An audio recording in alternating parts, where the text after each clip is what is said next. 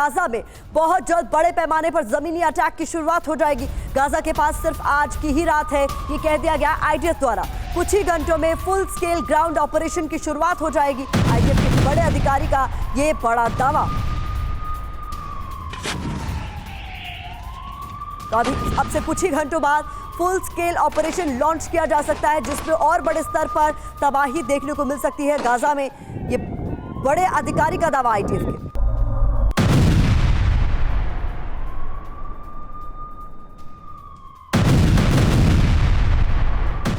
और एक और बड़ी खबर सामने आ रही है, जहां सेंट्रल गाजा में आईडीएफ का जमीनी हमला हुआ है। हमास की अल-कस्साम ब्रिगेड का दावा, इजरायली सेना का हमला नाकाम किया गया। आमने सामने हिंसक झड़प का भी दावा किया जा रहा है।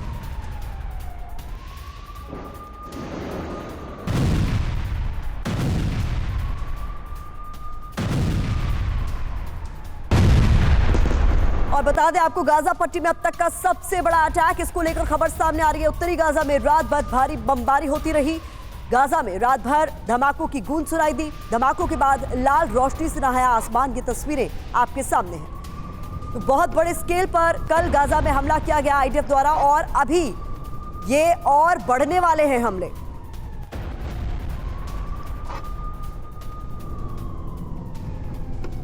एक और बड़ी खबर इस बीच सामने आ रही है, जहां गाजा में इजरायली एयरफोर्स का एक्शन देखा गया है। हमास के ठिकानों पर रात भर हमला बोला गया है। हमास के कमांड सेंटर्स को भी टारगेट किया गया है। ये तस्वीरें आप देखिए किस तरीके से हमास के ठिकानों पर रात भर हमला चला, इसे मॉनिटर भी किया गया। और प्लानिंग यही है कि सबसे पहले हमास के कमांड सेंटर्स को तबाह किया जाए। गाजा के शिफा अस्पताल में हमास का कमांड सेंटर है। इसको लेकर बड़ी खबर आपको बता दें, जहां शिफा अस्पताल के तहखाने में हमास का कंट्रोल रूम बताया जा रहा है। अस्पताल के तहखाने में हथियारों का जखीरा है। ये दावा किसी और ने नहीं बल्कि आईडीएफ ने किया है। इजरायल ने शिफा अस्पताल पर बड़ा दावा किया है। आतंकी गतिविधि के लिए अस्पताल का इस्तेमाल किया जा रहा है। ये खबर आईडीएफ के हवाले से।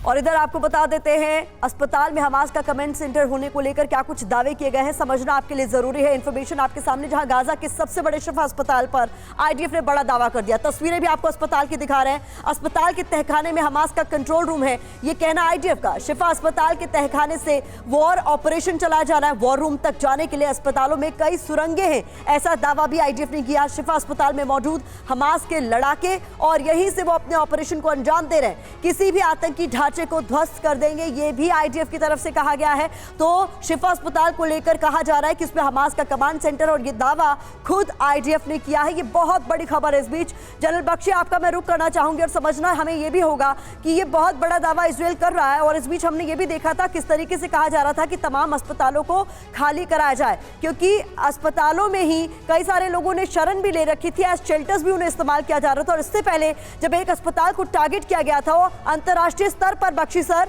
बहुत ज्यादा निंदा हुई थी उस हमले की, और इजरायल ने खुद आकर सफाई दी थी कि हमला हमने नहीं किया बल्कि हमास की ओर से किया गया। अब इस अस्पताल को लेकर ये बड़ा दावा किया जाना, आगे क्या होता हुआ दिख रहा है सर आपको? देखिए, ये कोई नई बात नहीं है।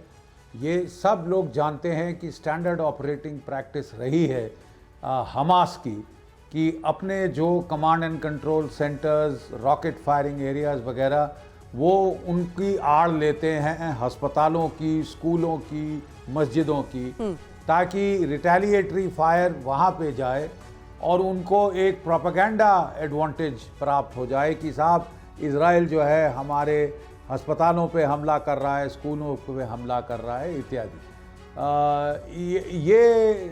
ये जो है प्रोपेगेंडा टैक्टिक, ये बहुत जानी पहचानी है। क्या कहते हैं, हमास की, हिजबुल्लाह की, इन दोनों ने ये सिविलियंस को शील्ड्स के तौर पर इस्तेमाल करते हैं। फिर भी इजराइल को एहतियात तो बरतना ही पड़ेगा, बिकॉज वो नहीं चाहते कि जो इंफॉर्मेशन वॉर है वो लूज करें। अगर एक बैराज ऑफ इमेजेस आए जिसमें कि सिविलियंस हिट होते देखे जाएं, दुनिया भर चिंतित है कि सिविलियंस हिट ना हो, लेकिन there can be no moral equivalence between terrorist attacks and counter retaliation by Israel जिसके अंदर कोलैटरल डैमेज इनएडवर्टेंटली होता है जी और अवॉइड करने की पूरी कोशिश की जा रही है। प्रिसिशन गाइडेड म्यूनिशंस का इस्तेमाल किया जा रहा है और अभी तक इजराइल ने अपना ग्राउंड ऑफेंसिव डिले किया है। Important point. नंबर 1 वो चाहते थे कि जो हॉस्टेज नेगोशिएशंस हैं वो हो जाए, नंबर 1।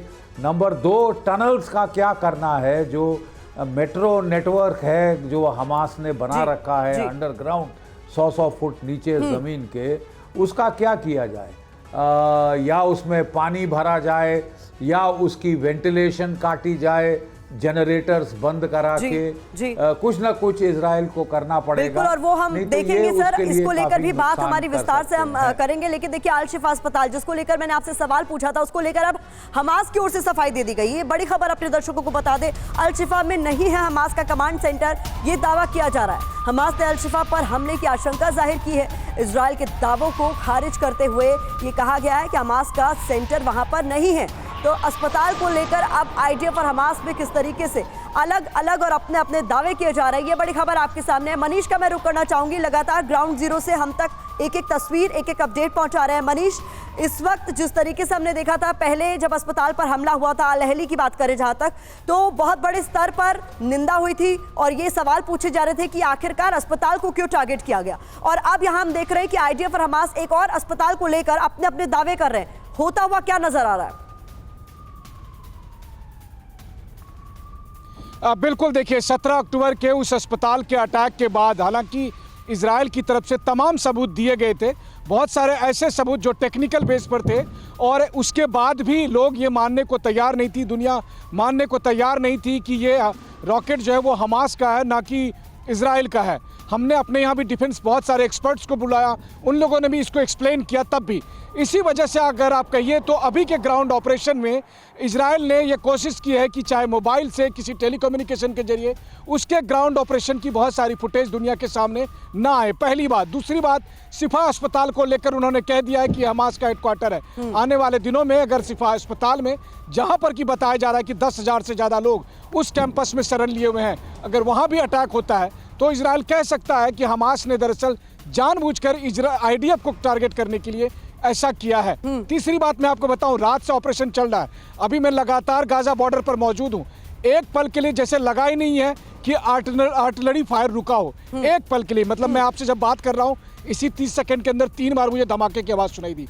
तो इस तरह की इंटेंसिटी अब हो गई है। यही फर्क है 2 दिन के ऑपरेशन में, अब के ऑपरेशन में, और ये धीरे धीरे और बढ़ती जाएगी। इसका नाम अभी वो नहीं रखा जाएगा। और देखिए, अभी मैं जब बात कर रहा था तभी बहुत तेज गति से एक फाइटर जेट गया और एक कोई, और वो देखिए पीछे मेरे धुआं दिख रहा है। इसका मतलब है कि एक रॉकेट अभी सेदोरोत में आकर गिरा है। तो मैं जहां खड़ा हूं, ठीक गाजा पट्टी में के बॉर्डर के पास खड़ा हूं, पीछे मुझे धुआं दिख रहा है।